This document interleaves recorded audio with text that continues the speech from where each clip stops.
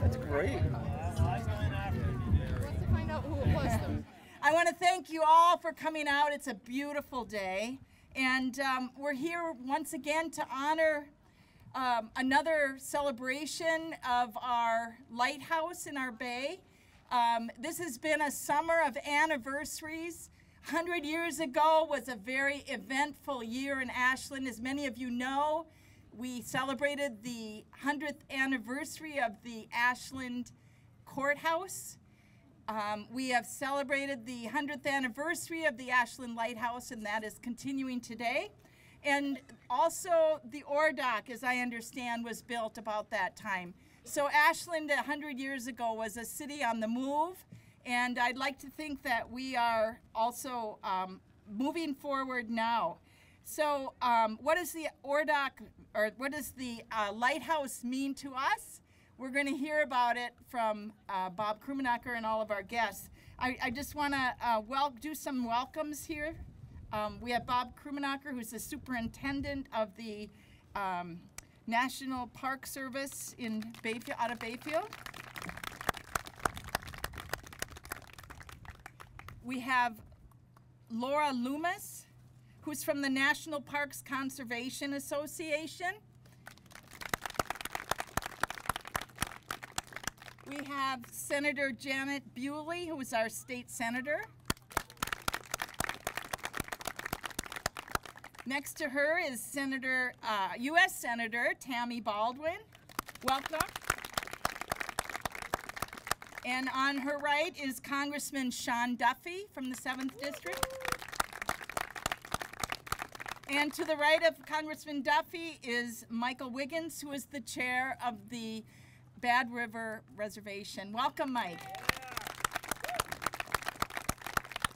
We are honored to have you all with us this afternoon.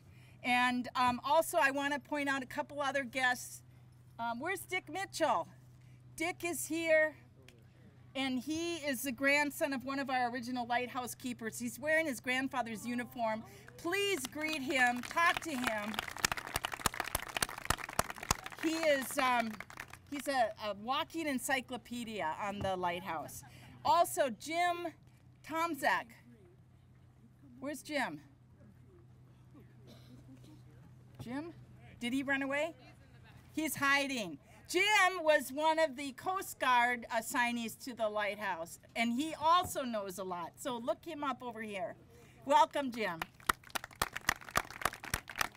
Okay, it's now my honor to introduce Superintendent Bob Krummenacher of the National Park Service, Ashland, Apostle Islands National Lake Shore. Bob is becoming a good friend of the city of Ashland. We're delighted to have a relationship with the Park Service and the Apostle Islands National Lake Shore. And he is going to talk about what it means for the light and for Ashland and for the country to be in the Park Service. Thank you. Welcome, Bob.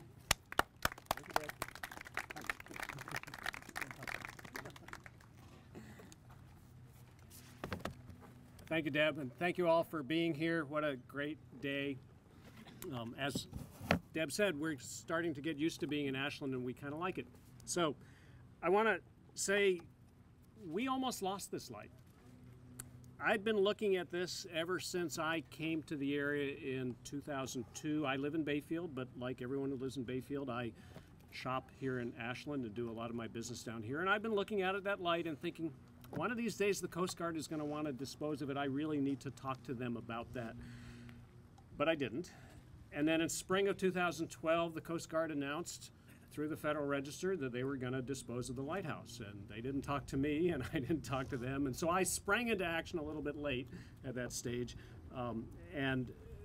They had a process, and it's laborious to explain, but they would have been willing to transfer it to us, except we couldn't accept it because it was not within the boundaries of the Apostle Islands National Lakeshore. And the only way it could become part of the Apostle Islands National Lakeshore was with legislation that Congress would have had to pass. So that's where the idea started. And in August of that year, I had the great honor of taking out Congressman Duffy for his first official visit to the Apostle Islands National Lakeshore. He's, of course, spent many years in this area and knows the park well. And it was one of those gorgeous days on the lake. We were talking about it a little bit earlier. Sun was shining, there was a light breeze. We went up to the tower at Raspberry Island, and Sean, you may remember this, your staff was saying, we really need to leave and get on a schedule. And he was shooting a selfie YouTube video up there on the top of the light. And he's fallen into the trap that I didn't set, the park sets, which is the park speaks for itself. And I said, you know, there's one more lighthouse. And he became very excited and said, we can do that. And not that long thereafter, I had a very similar experience with Senator Baldwin. And I must have said, you know, there's one more lighthouse out there. I may have casually mentioned that if we didn't have legislation, it was going to go to public auction. And while that might very well have turned out good, of course, there was no certainty that this would be preserved and that it would be for the public at that stage. So these two legislators who we're honoring today come, obviously, you all know, from different parties, different backgrounds, different legislative priorities, but they came together and they committed to doing everything they could, bringing their parties and their caucuses together. But even then, we really didn't know if it was possible because they know better than any of us do how difficult it is to pass legislation. But they got it done, and I think that's an amazing accomplishment. And there are two people who aren't here who work behind the scenes that I want to acknowledge. Bobby Hamill of Congressman Duffy's staff and Colleen Thomas of Senator Baldwin's staff. They did the heavy lifting in Washington, D.C., and we had each other on speed dial for about 2 years, and I'm sure these two would say that they are the ones who really deserve these awards. So now that it's in a national park, what does that mean? Well, as Deb suggested, the light itself is 100 years old. So we are celebrating its centennial right now. In fact, it was first lit on October 15th of 1915, and we're thinking maybe we should have a third party on the in October this year. The National Park Service celebrates its 100th anniversary next year in 2016. So this is a cool opportunity to merge these two centennials. But the Park Service is one of the few institutions in America that truly has a mission in perpetuity. In fact, in the legislation that created the National Park Service in 1916, it gave us the mandate to conserve the natural and historic resources in our care unimpaired for the enjoyment of future generations. So we say we're in the perpetuity business by law. That's what we're supposed to do. So we will maintain this lighthouse. It will be here 100 years from now. National parks, stepping back a little bit, reflect the values of America. They preserve and share with the American people the beautiful and iconic sites and some of the tragic sites of our history as well. They collectively describe who we are as a people, what we think is important to describe ourselves. But around every national park is also a community. We call them gateway communities, and the gateway communities open their doors to the rest of the world and show themselves off, and they can be very proud of their hometown national parks. And while Ashland has been here since 1860, and the Light since 1915, and the National Lakeshore since 1970, the inclusion of the Light into the national park in 2014 provides the opportunity for us, as Deb says, to really develop a relationship that maybe we should have had all along. Ashland truly is the southern gateway of the national park, and it really has an opportunity to capitalize on this brand I wear on my shoulder, and tastefully, of course. We think that that's a good thing for everybody. So the park preserves one aspect of Americans' proud natural and cultural heritage, but it's also an economic engine for this area. And you all know about the ice caves. In 2014, there were over 290,000 visitors, of which 138,000 came in the winter. Economists that the Park Service has estimate that 2014 there was a $54 million economic impact of this national park on its community, which is just amazing. And studies show that for every dollar invested in the National Park Service, $10 comes back to the local economy. And if you look at the numbers, our budget is about $3 million a year. Actually, up here, it's closer to $20. Why not spend more of that here in Ashland, is my thinking. This year, with 100,000 fewer winter visitors because of a shorter season, we're still going to see the second highest number of visitors to the park ever, over 200,000, and we're on the map, and I don't think that's ever going to change. So imagine what we could do together. If we marketed this community and this national park together, if the park had the resources to open all of its facilities for an entire season, and we were able to keep everything in good condition. So we'll maintain it, but it's going to be a challenge because of funding. But it's also about the relationships between the park and its community, and I think we are enjoying the courtship, and we're hoping it's going to be a long and fruitful marriage. One of the first tangible products of this relationship, aside from the event, is that we collaborated on a wayside exhibit, which Haley will unveil right now. This is going to be installed over near the outdoor dining area at Culver's on the Lake Walk in Ashland. So that'll be installed either this fall or next spring.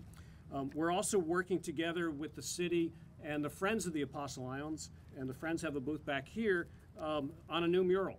And so there'll be a mural depicting the Apostle Islands National Lakeshore, the natural areas in the park, that'll go up on Star Liquor next spring. So that's pretty cool. So I will wrap up by simply saying we are delighted to be part of this community. We appreciate the warm welcome, and we plan to stay. So we were so delighted with the bipartisanship that was shown by Congressman Duffy and Senator Baldwin that we wanted to do something special, and we were hoping that they could come in the summer, but of course they were working then. So we invited them back, and we're just delighted they came back. And it is my privilege to present them each with a commendation from the city of Ashland. And I'll just read what it says. It's a certificate of appreciation presented to U.S. Senators Tammy Baldwin and Congressman Sean Duffy in recognition of their bipartisan effort to maintain and preserve the Ashland Breakwater Light, a local gem of great historical importance that proudly stands at the entrance of Chequamegon Bay and will serve as a public treasure and an iconic gateway to the Apostle Islands National Lakeshore. This certificate is issued with deep gratitude by the mayor and the city on behalf of its citizens. Given this 5th day of September 2015, Deborah S. Lewis, Mayor of the City of Ashland. And I'm going to invite you to come up.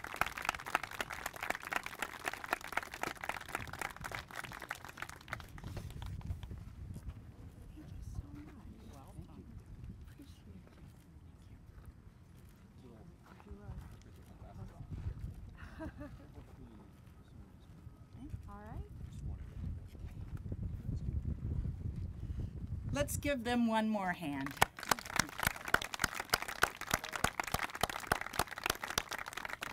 And now it's my pleasure to introduce National Parks Conservation Association Deputy Vice President Laura Loomis, and she has another award to present.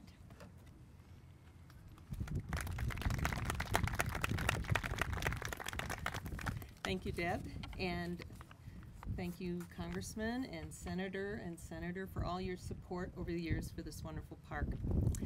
I thought I was going to escape the heat of DC coming up here to this wonderful area, so I overdressed. Anyway, if I faint during this, you know why. So anyway, I am very pleased to be representing the National Parks and Conservation Association today. For those of you who are not familiar with NPCA, we are America's voice for the national parks for the past 96 years. We have worked for the protection and the expansion of the national park system.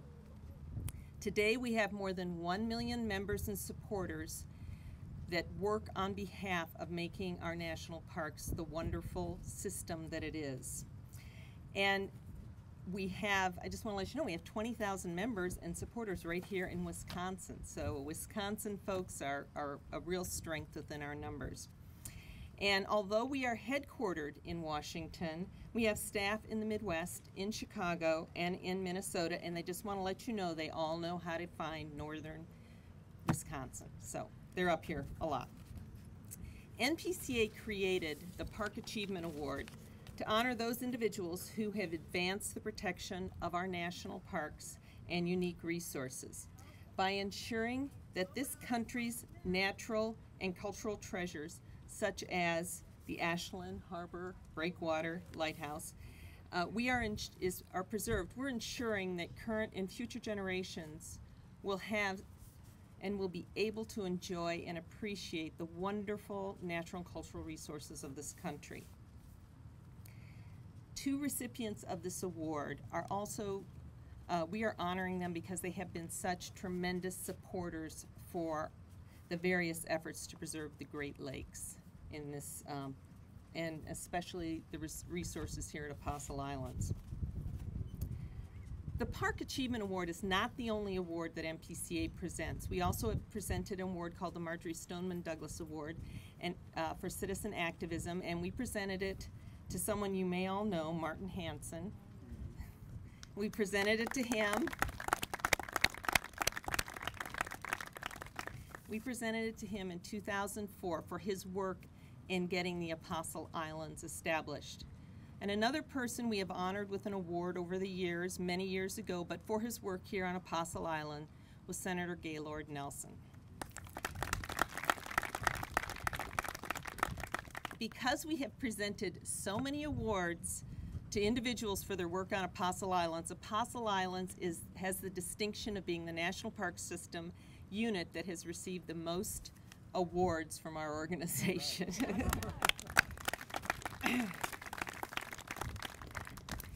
Senator and Congressman, would you join me up here? You guys got a good set of bees up here. They don't bite. They're good. Stingless.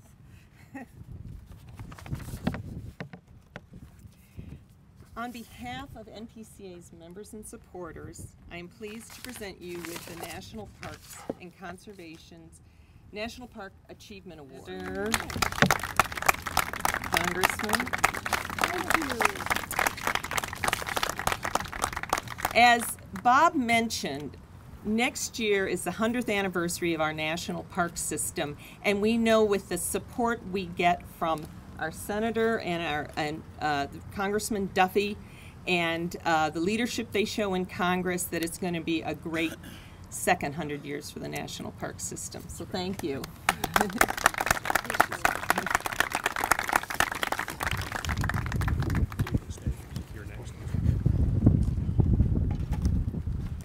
And we thought it might be appropriate to let the Congressman and the Senator have some remarks here, so we'll lead off with Congressman Duffy, please. Thank you, Bob. It's fantastic to be here with all of you back home in Ashland. Listen, New York, they have the Statue of Liberty. Seattle and the Space Needle. The Hancock Building in Chicago. Yes, Arizona. They have the Grand Canyon. But we have the Apostle Islands, and we have the Ashland Lighthouse, which has been a great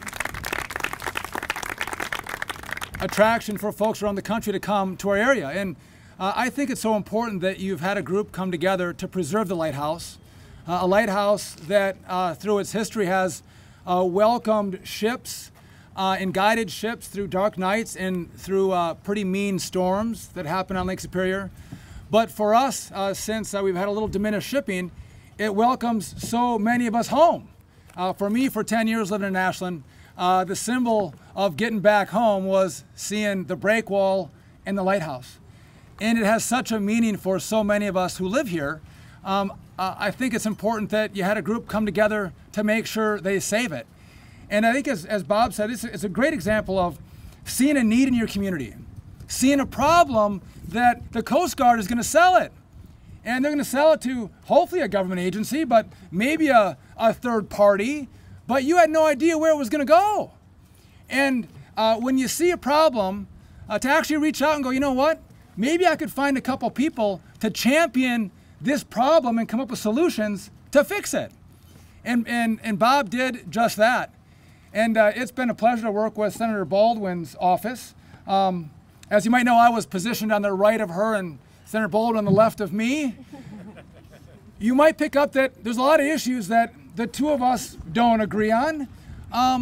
But what you have in the state of Wisconsin is you have legislators who love their great state. And they will fight, they will come together, they will stick together, they will work together to make sure that their state is taken care of. And you had two that might disagree on a few issues, but go, you know what, we love the Great Lakes, we love the Apostle Islands, and we know what this lighthouse means for this community. And to get it done, the two of us had to convey to our colleagues, many who have never been here, many who don't know what the lighthouse means to us, we had to say, listen, this is important stuff. It's worthy of our attention. It's worthy that we should pass legislation to extend the National Park Service so we can preserve the lighthouse. And sometimes that's not that easy.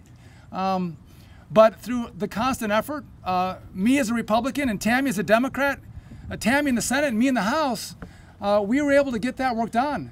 And at a time when a lot of you probably don't have a whole lot of faith in your government working well, this is a bright spot.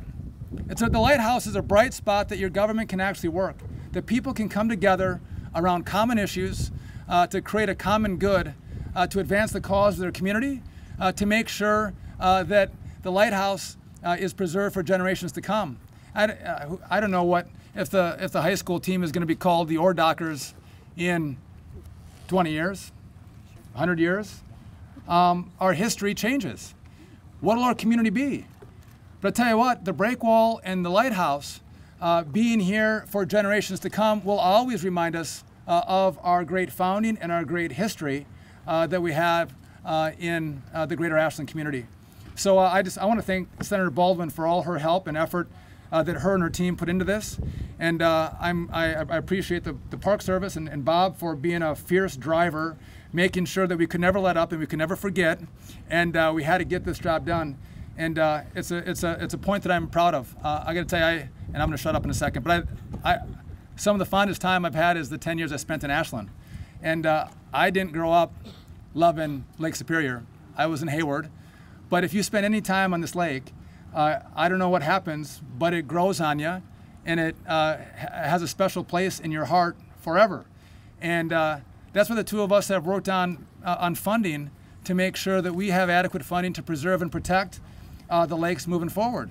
And if you want to preserve and protect lakes, if you want to carve out a space for the lighthouse, they can't be partisan issues. You have to have a bipartisan group that stands up and works and fights to make sure that we preserve this lake for future generations as well. And I think you've seen a great coalition in the House and the Senate fighting for that common good. So thank you for inviting me today. I can't wait to get a free brat and popcorn. And thank you, Senator Baldwin, and thank you to the Park Service. God bless you all.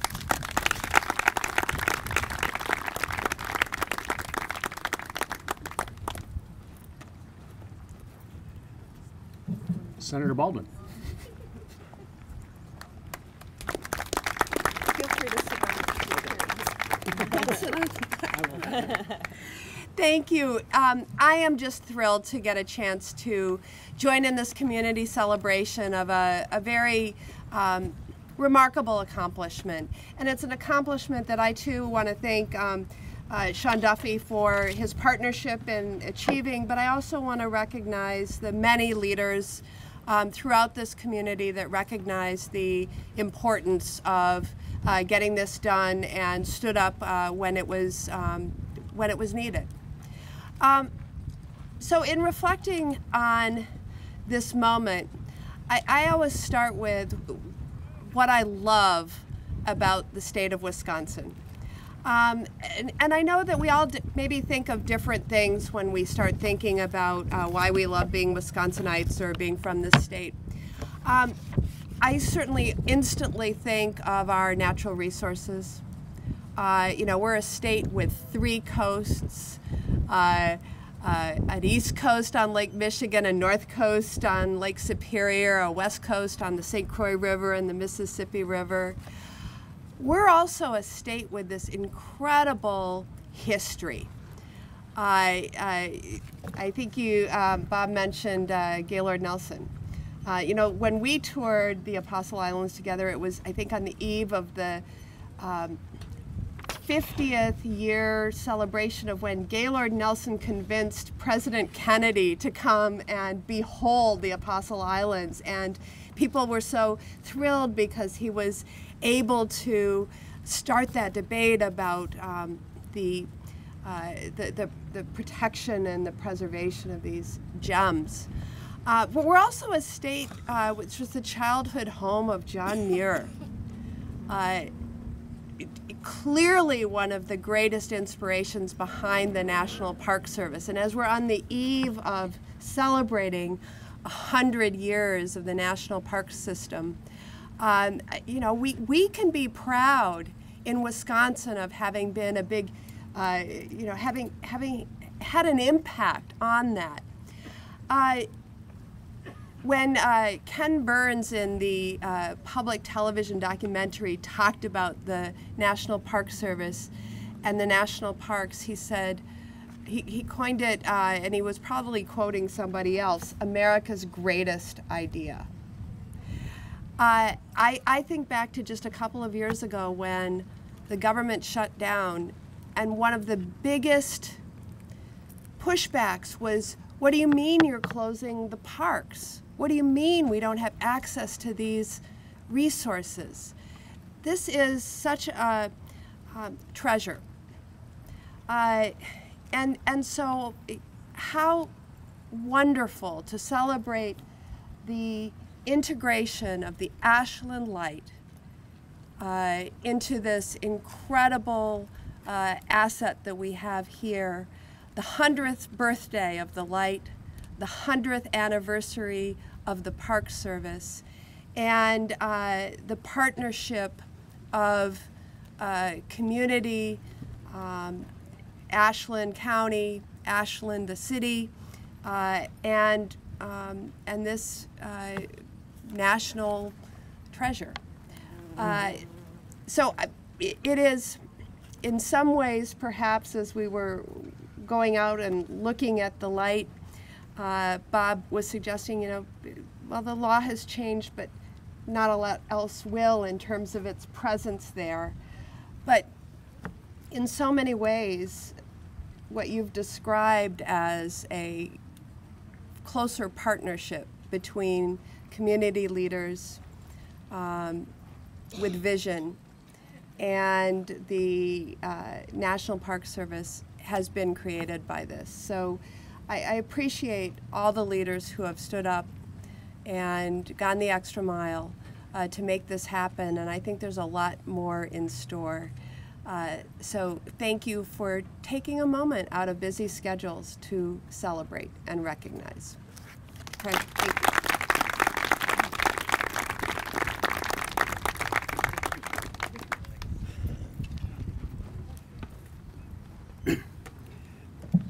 We're celebrating a great milestone which looks both back and forward, and we would be remiss if we were to do that and not acknowledge the people who were here before Ashland was. And of course I'm referring to our neighbors in the Ojibwa, Chippewa, Anishinaabe Nation. And this lighthouse and this city, the history is all tied together with the history of the Indian people and the United States, of course. We had the Treaty of 1842. We had the Sioux Locks opening in the 1850s. We had the first lighthouse on Michigan Island in 1856, the founding of Ashland in 1860. The Bad River Reservation was established in 1856, I believe it was, on the treaty.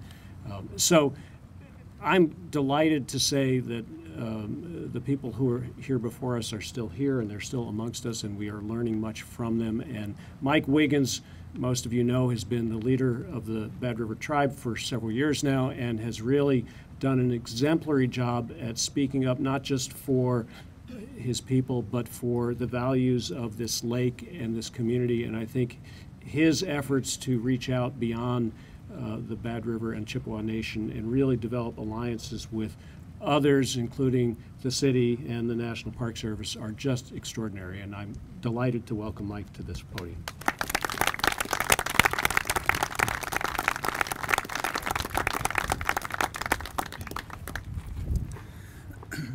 Well, thank you, everyone. It's an honor to be here today. We are near the heart of the Anishinaabe universe, which is Moning, Wanakaning, Madeline Island, right over the shoulder and outside of Long Island over there.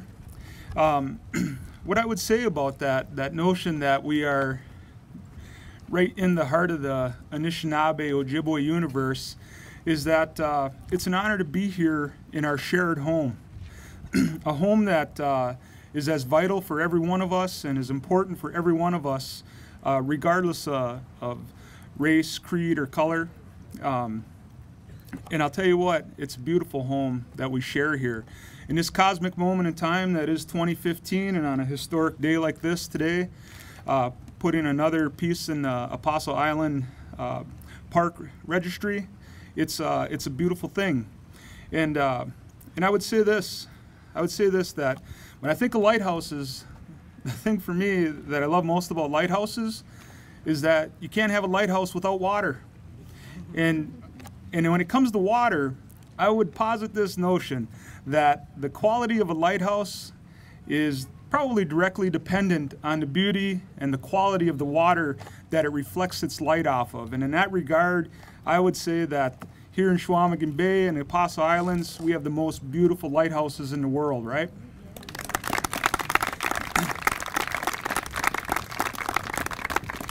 That water connects us from the fact that as we sit here as physical manifestations of carbon and other elements, over 70% of our bodies are comprised of the water.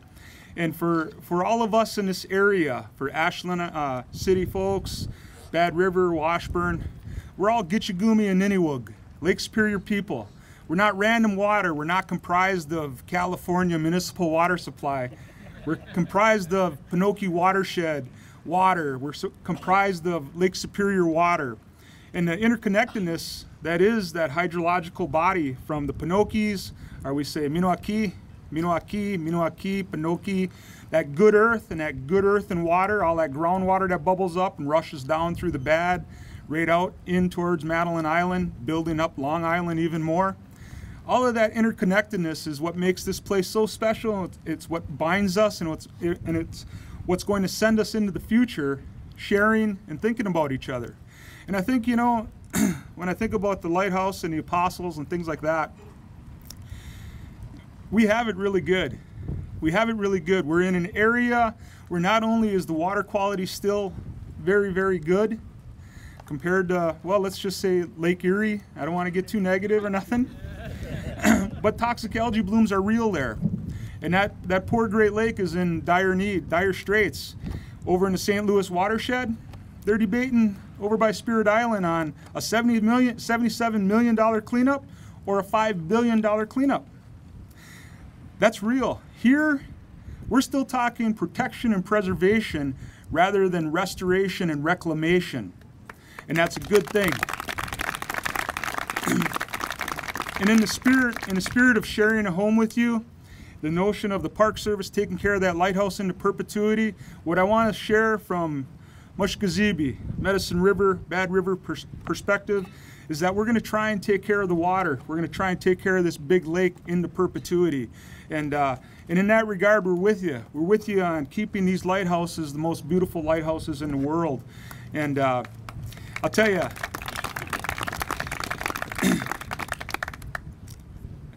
trying to stay fairly neutral and celebratory, I'm just going to say that if we're going to protect and preserve, then we need to protect and preserve the quality and the beauty of this lake and these waters. Then we are going to need to stand up and resist the types of things that would harm and impact the quality and the beauty of these waters.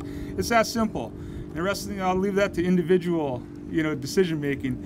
But that's what we have to do moving forward. Recognize the beauty of this place and try to send it into the future. Try to send that lighthouse, try to send those rocks. Try to send those rocks that lighthouse is built on, interacting with that beautiful lake water. Try to send that relationship as it stands today 100 years into the future, because that's what that lighthouse is built on, And that is the beauty, that is the quality of life that we all share around here. And I'll tell you what, I feel very good. We're in a beautiful cosmic wrinkle in time where all of that's intact, and it's an honor to be here today to celebrate on this shoreline here, where the relationship between people and these waterfront places is starting to regrow. That's a good thing too. It's an honor to be here in our shared home. Thank you very much.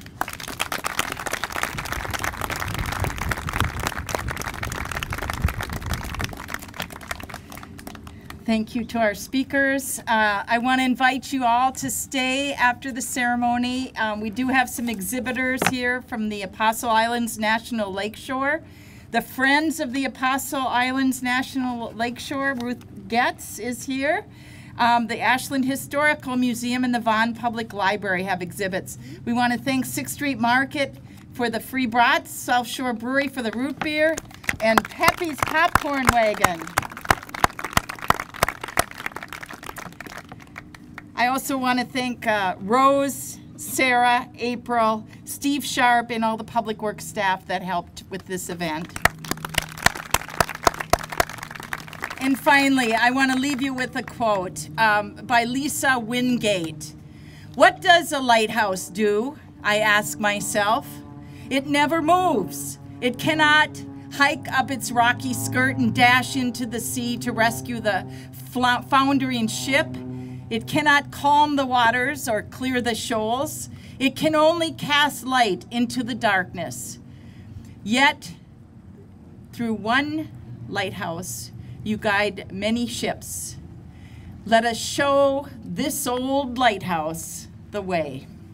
Thank you for coming out today. Please stay around and enjoy the dock. We just are delighted to have this amenity. We look forward in the next year or two to developing this into an amenity that our city can be further proud of. So come on, keep coming back. Please stay around, and thank you for coming.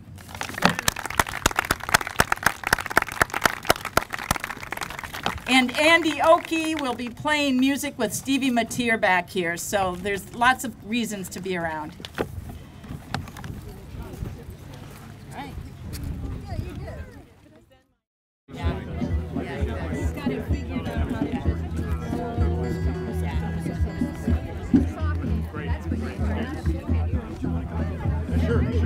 That'd be great. I want to thank you.